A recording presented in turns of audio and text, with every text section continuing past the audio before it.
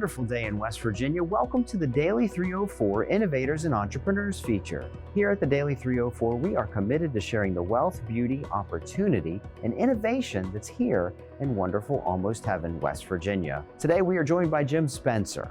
He's the Executive Director of the Bluefield Economic Development Authority. He and his team are taking innovative approaches to growing the city of Bluefield, Almost Heaven, West Virginia. Jim, thanks for being here on Innovators and Entrepreneurs. Thank you, and it's a pleasure to be here. Jim, we've known each other for a few years, and the Bluefield EDA is working on a program never before seen in the state. Can you tell us a little bit about the great things that are going on in Bluefield and the food truck program that you've started? Sure. When I retired in 2015 in Virginia and came to Bluefield to create an economic development department, one of our goals was to create an entrepreneurial climate to build us up. We started with a commercialization station, which is a mixed-use incubator focusing on manufacturing. And then I had the idea to create a food truck incubator, which is a little bit different than most localities think that an incubator can operate. But I set on that because of COVID. And then afterwards, we applied to ARC and got a $400,000 grant to help us. And it's open for the education part to anybody. And the big difference with our program is through the grant, we own 2 food trucks that will be delivered later this month. And if you're in the program, once you go through all the training and everything's ready to go and you sign an agreement with us, you can use those trucks, one of them, for 10 events or 60 days. Afterwards, somebody may say, well, this is too hard. I really don't want to do that. That's okay, because we did them a favor by saving them a lot of money that they could go in debt or whatever buying a truck when they really don't like it. But the others that go through, we will help them get a final business plan ready with actual data and their performance so they can go after financing to do a food truck, trailer, or a sit-down restaurant. And one thing we're also doing with food truck is there is not a food truck association in West Virginia that we could find, and we want to create one.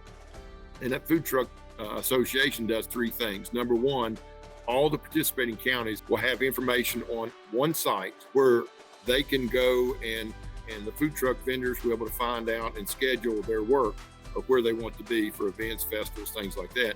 Number 2, it's a tourism aspect that can draw people into these festivals. Number 3, if you're an individual looking for a food truck or want to follow the food truck or find one, you can do that on that page. And right now that is free also for folks signing up, and there'll be a web page. Each member will get a sort of a mini landing page on our website. Excellent way you're connecting hungry people with hungry entrepreneurs and making that connection work really well for West Virginians in that 10-county area. Thank you so much, and what a great, innovative way to help people get started in that business. And you're right, culinary tourism is huge here in the state and growing every day. So what about that entrepreneur-to-entrepreneur initiative? Is that something that's making a difference, and how does that work? We started that in 2016. Like I said, I came in 2015, and we wanted to do something to celebrate National Entrepreneurship Week, and had a little idea about developing speed dating for entrepreneurs. And the way it works, we have 10 business owners. It's not key people. It has to be an owner to keep it pure, because they're the ones that roll the dice and responsible for the business. But we put them at 10 different tables, and the attendees that come in, we'll space them out at those 10 tables. And so for 12 minutes, you're going to hear the journey of one of these business owners about the mistakes they've made, how they got started, what they may do differently, if they were to start over, what they may change, and then answer questions. So it's fast-paced. It's very, very good. It's one of the best programs that we've developed, because it allows entrepreneurs and or business owners to talk with other business owners, and it's a networking opportunity. Wow.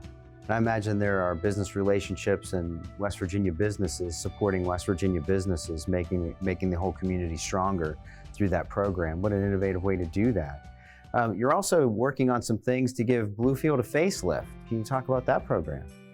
Bluefield was founded in 1889, and we have some very beautiful historic buildings, but they need a little facelift.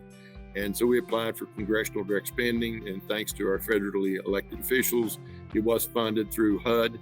And what we do now is, if you own a building in the city, in the city limits, you can apply for a grant.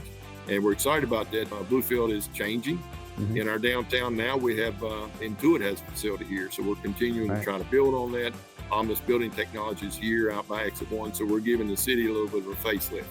I love that Bluefield's Exit 1 making that historical charm and making it beautiful. We have a feature here at the Daily 304 where we ask folks like you who have extensive experience that have been through a lot of stuff to share a piece of advice or wisdom with our viewers and our listeners about what's the thing that you could share with someone that keeps you going.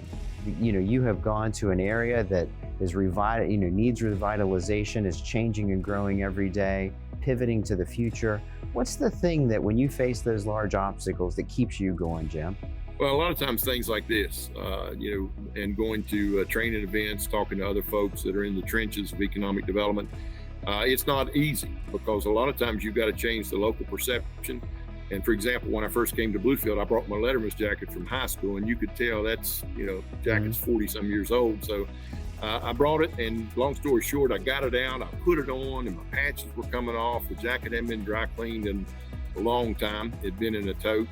And I talked about the patches and different things. The jacket was in bad condition. And I said, years ago, I could dunk a basketball. I was a pretty good athlete, but I'll never be that athlete again. And I tied it back to Bluefield will never be what it was in its heyday. Some called it Little New York and things like that. And I said, today, we have got to start creating a new economy in Bluefield. Mm-hmm. And there was folks there that clapped because too often people were stuck in the past. Bluefield was like others and said, if we could do this, we could be like Asheville. And I said, no, let's don't try to clone ourselves off of somebody else. We can learn things from them, but let's be the best Bluefield we can be. Let's be the best Bluefield we can be. It's a great vision statement there. Jim, what do you like to do in your free time? And I know you don't have much because you're a workaholic, I bet. I like to garden, outdoor activities. I've got wife and family and things like that. That's very important. But my passion, since I'm retired once and get ready in a few years to retire again, I love working with young people that want to start a business. If we can do something to help somebody, we do it. And a lot of that, it sort of charges my battery to see, the light go on with somebody. We help with their business plan. We partner with a small business development center and other partners to get these things done. It's not just about me or the Bluefield West Virginia Economic Development Authority. We have a lot of good partners that support us, but I enjoy being out and about in West Virginia. It's a great place. I love the outdoors, and it's just a great place to call home. Jim, as a lifelong West Virginia, I'm glad you made that decision to come back and help your community grow, thrive, and prosper. That's all the time we have today. Our program is short. Could you tell us real quickly how entrepreneurs or folks interested in what you've shared so far can connect with you the easiest way? The easiest way is go to mybluefield.org. That's our website. You can connect there with us. You can see all these programs about the Food Truck Incubator and things like that. And I love these small communities. I'd be glad to talk with them about replicating some of the programs we have in their community. And many of the programs are free. Jim Spencer, thank you so much for joining us on Innovators and Entrepreneurs. Thank you. And thank you for watching. Be sure to follow us on all our social media channels at The Daily 304. You can also stay up to date with all the great things happening in beautiful, almost heaven, West Virginia by heading on over to wv.gov/daily304. And don't forget, you can get free resources for your business with Jim Spencer and many of our government services like the WVSBDC, West Virginia Business Link, and the West Virginia Department of Economic Development. We'll see you again next time.